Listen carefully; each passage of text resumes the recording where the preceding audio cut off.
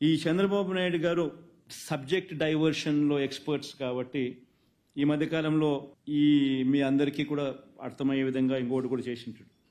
మదనపల్లిలో sub collector కార్యాలయంలో జరిగిన ఘటన కరెక్ట్గా గుర్తుందా మీ అందరికీ? కరెక్ట్గా ఆ రోజు వినుకొండలో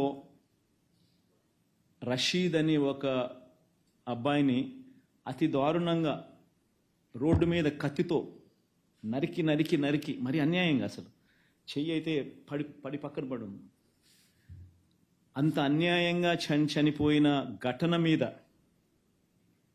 నరికిన ఘటన మీద నేను వినుకొండకు పోతా ఉన్నా ఆ కుటుంబాన్ని చూడడానికి,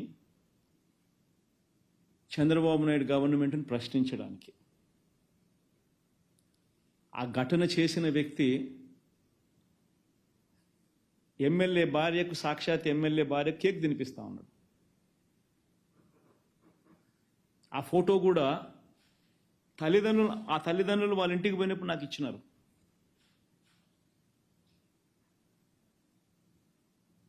ఎమ్మెల్యేతో ఆ చంపిన ఆ వ్యక్తి పక్కనే నిల్చొని ఉన్న ఫోటో, తెలుగుదేశం పార్టీ ఇతర నాయకులతో ఆ మనిషి కలిసి దిగిన పక్కనే ఉన్న ఫోటో, ఇవన్నీ నాకు ఆ కుటుంబ సభ్యులు ఇచ్చినారు. అయినా కేసులు వాళ్ళెవ్వరి మీద కేసులు పెట్టలా పోలీసులు. ఎమ్మెల్యే భార్య మీద కేసు లేదు, ఎమ్మెల్యే మీద కేసు లేదు, ఆ local leaders, X municipal chairman వాళ్ళ మీద కూడా కేసులు.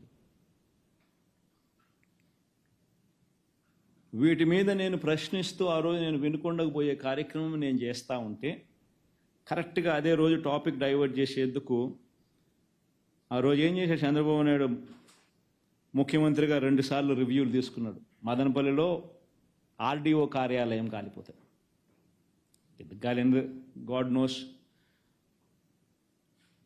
కాలితే ఒక చోట 2 సార్లు రివ్యూని తీసుకున్నాడు.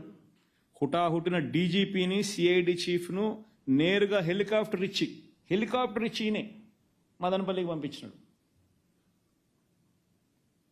ఏదేదో అక్కడ జరుగుతూ ఉన్నట్టుగా టీవీలలో స్క్రోలింగ్లు, వాళ్ళంతా ఈనాడు, ఆంధ్రజ్యోతి, TV5లో ఏమేమో జరిగిపోయినట్టుగా, పెద్దిరెడ్డి రామచంద్రారెడ్డి కాల్పిచ్చేసినాడని, మిథున్ రెడ్డి చేసేసినాడని ఏమేమో రాసినాడు. అసలు నాకు ఆశ్చర్యం అనిపించింది నిజంగా చూస్తే. ఆర్డీఓ కార్యాలయంలో ఒకవేళ ఏదైనా ఘటన జరిగితే ఆ డాక్యుమెంట్స్ అన్నీ ఎంఆర్ఓ కార్యాలయాల్లో ఉంటాయి కదా, కింద పైన పోనీ కలెక్టర్ కార్యాలయంలో ఉంటాయి కదా. ఆర్డీఓ కింద ఎంఆర్ఓ ఉంది, ఆర్డీఓ పైన కలెక్టర్ కార్యాలయం ఉంది. ఇక్కడ ఏదైనా జరిగితే ఇక్కడ ఉంటాయి డాక్యుమెంట్స్, లేకపోతే ఇక్కడ ఉంటాయి. ఇక్కడ ఒక్క చోటే కాదు, సీసీఎల్ఏలో కూడా ఉంటాయి డాక్యుమెంట్స్ అన్నీ.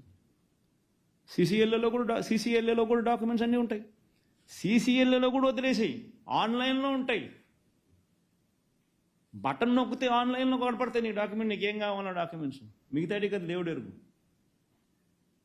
మరి ఏం జరిగిందని, దానికి ఏదో ఘటన ఏదో జరిగింది, ఆడియోలు ఎందుకు కాలేదో దేవునికి ఎరక.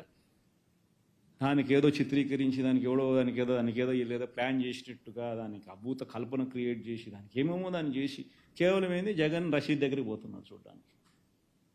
మై గాడ్, అసలు ఏ రకంగా ఇది సబమని చెప్పి నేను అడుగుతా ఉన్నా.